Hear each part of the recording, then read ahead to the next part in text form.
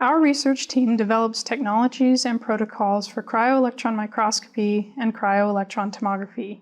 We have developed protocols for micropatterning TEM grids to direct cell growth and positioning for Cryo-ET experiments.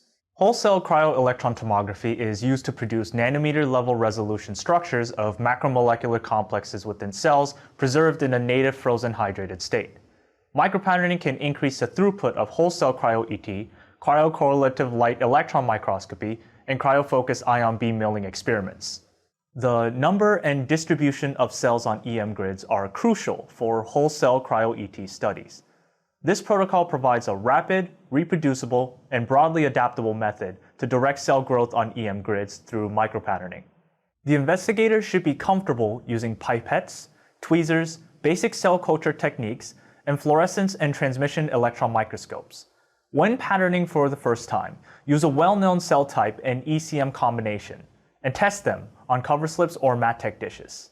Research team members involved in this protocol development are Dr. Bryan Sibert, Mr. Joseph Kim, and Dr. Jay Yang.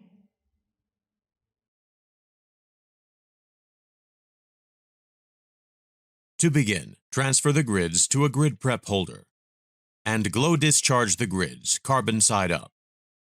Next, transfer the grids with the carbon side up to a clean glass slide or cover slip with at least a 1 centimeter separation between the grids. Pipette 10 microliters of 0.05 polyl-lysine onto each grid, and incubate the grids in a humid chamber for at least 30 minutes. After incubation, wash each grid 3 times with